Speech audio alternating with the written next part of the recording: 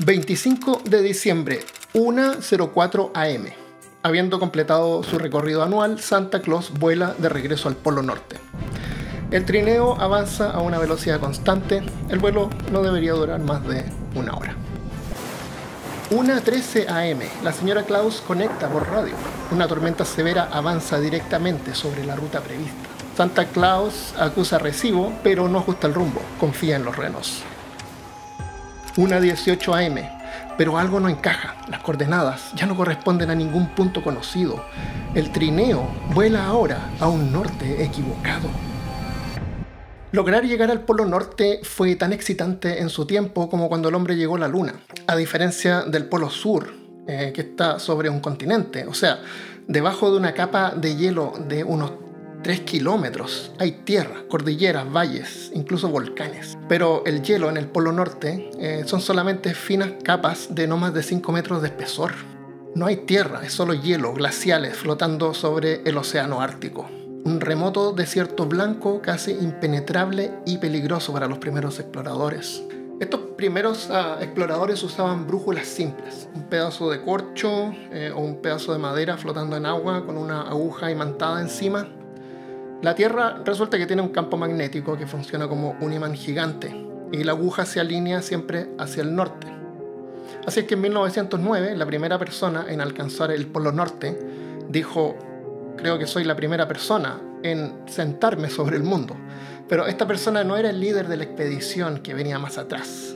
El jefe era Robert Edwin Peary, quien plantó una bandera, la bandera oficial, y se declaró el primero en llegar al Polo Norte. A este punto, en ese tiempo se le llamó simplemente Polo Norte, justo el eje donde la Tierra gira, o se estimaba. Pero luego se dieron cuenta que este punto con el tiempo cambiaba de posición y no eran elfos moviendo algún glacial, aunque glaciales sí se mueven, por las corrientes y el viento. Así que cualquier banderita o marca puesta ahí es solamente temporal. En el 2007, una expedición rusa descendió unos 4.200 metros hasta tocar el lecho marino, donde marcaron el Polo Norte geográfico, que son los 90 grados de latitud norte.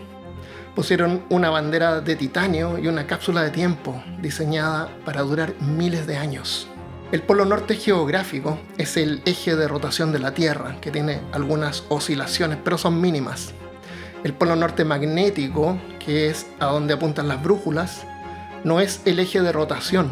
Los polos de un imán no se definen como positivo o negativo, sino como norte y sur. Por eso es que brújulas funcionan de forma práctica para la navegación. El problema es que este norte magnético está en constante movimiento y últimamente se ha puesto peor, al punto que podría llegar un momento en que las brújulas se vuelvan inútiles. Pero eso es un problema menor comparado con otras consecuencias que una desviación del norte magnético podría llegar a manifestar. Estamos hablando de una cadena de cambios que podría llegar a colapsar nuestra civilización moderna. Causas naturales fuera de nuestro control.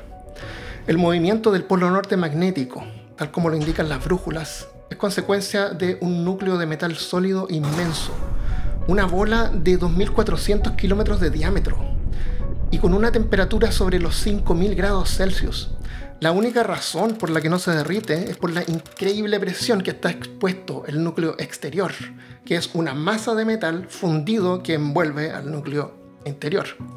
El calor del núcleo interno hace que el hierro y el níquel fundidos del núcleo externo se muevan, y esta inducción de metales es lo que produce el campo magnético. El problema es que ni el núcleo exterior son círculos o bolas perfectas, como aparecen en los libros de escuelas. Son irregulares, más parecidos como te queda una naranja después que la pelas. Todo esto crea una turbulencia caótica que, en el sentido más básico, hace que el polo norte magnético cambie de lugar geográfico y, en el peor caso, hace aparecer y desaparecer múltiples polos magnéticos de forma errática por todo el globo, que eventualmente se llegaría a invertir. Pero esta inversión es solamente de polos magnéticos, no se producen cambios geográficos bruscos o terremotos. De hecho, ya ha ocurrido antes varias veces. El mayor problema con un cambio de polaridad es que mientras este proceso se completa, el campo magnético se debilita, dejando el planeta expuesto a radiación solar fatal, especialmente para los instrumentos electrónicos como satélites, estaciones espaciales o incluso aviones. Durante la transición, que podría llegar a durar miles de años, el campo magnético se vuelve multipolar. Esto es un problema, porque en la Tierra durante un cambio de polaridad podrían haber 2, 4 o incluso 8 polos magnéticos activos al mismo tiempo en diferentes partes en el Ecuador o los trópicos. Una brújula en ese periodo es completamente inútil, apunta a diferentes nortes dependiendo cerca de cuál estás. Pero por ahora, y durante los últimos 600 años, el polo magnético se ha estado paseando por el norte de Canadá a una velocidad de 10 a 15 kilómetros por año. El problema es que desde 1990 esa velocidad ha aumentado, llegando a moverse 55 kilómetros en un año. El mayor problema que causa esto ahora es que Santa Claus ya no puede confiar simplemente en una brújula para regresar a casa. 1:36 AM. La tormenta impacta y Santa Claus despierta con la turbulencia. La visibilidad es casi nula y Rudolph guía a los renos hacia un norte equivocado.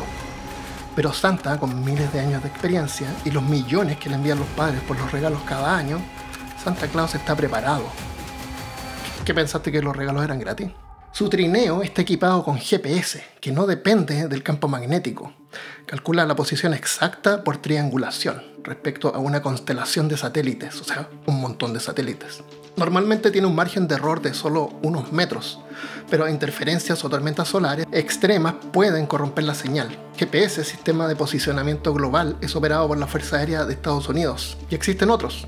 El sistema ruso se llama GLONASS, la Unión Europea opera Galileo, y en el 2020 China lanzó su Beidou, todos disponibles para uso civil y militar. La cosa es que la consola del trineo de Santa los tiene todos. Y en el caso que estos fallaran, el trineo además está equipado con un giroscopio de dirección.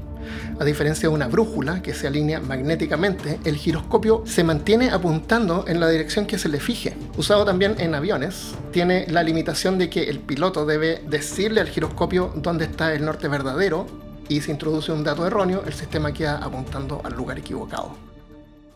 1:48 AM. Santa Claus navega bajo turbulencia severa mientras trata de tomar el último sorbo de chocolate que le queda en su termo, cuando se da cuenta que ya está cerca de su destino. Balizas de radio en el suelo, el último recurso de navegación, son detectadas por el sistema de radioayuda terrestre del trineo. Funcionan como faros invisibles que, para el trineo, le marcan la ruta como si fuera una carretera aérea. 1:57 AM. La tormenta finalmente se disipa. Desde la torre de control los elfos confirman posición por radio, la pista está iluminada con luces verdes y rojas, los 8 renos tocan tierra y el trineo aterriza sin novedad. Santa desciende lentamente, se quita las gafas, la señora Claus lo está esperando. Se dan un fuerte abrazo. ¡Feliz Navidad! Ahí termina el video, es cortito, pero quería hacer algo para Navidad. Estaba pensando de que en las películas siempre vemos que el taller de Santa está en el Polo Norte, pero ahora sabemos que es solamente hielo, no hay terreno ahí. Eso quiere decir que el taller de Santa Claus, o el Viejo Pascuero, o San Nicolás, o como le llamen en tu país, está bajo el agua. Está bajo el agua, seguramente bajo un domo, y hay un tubo que sobresale cuando Santa Claus está a punto de despegar. Y cuando regresa, entra ahí y así está oculto y protegido por la radiación solar también, seguramente.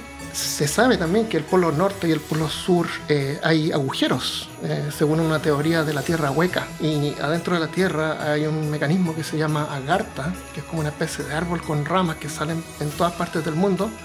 Y es posible que Santa Claus use esta red de comunicación y transporte para moverse a diferentes partes del mundo, o los elfos ir entregando, juntando los regalos entre las diferentes partes para que Santa Claus los vaya recogiendo y repartiendo, porque esa sería la única manera, yo creo, que Santa Claus podría llegar a realizar su hazaña que hace todos los años.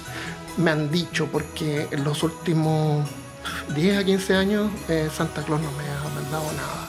No sé si yo estoy en la lista negra o qué, pero bueno, así es la cosa. Espero que todos hayan tenido una feliz Navidad y un próspero año nuevo, y nos veremos seguramente en el 2026. Adiós.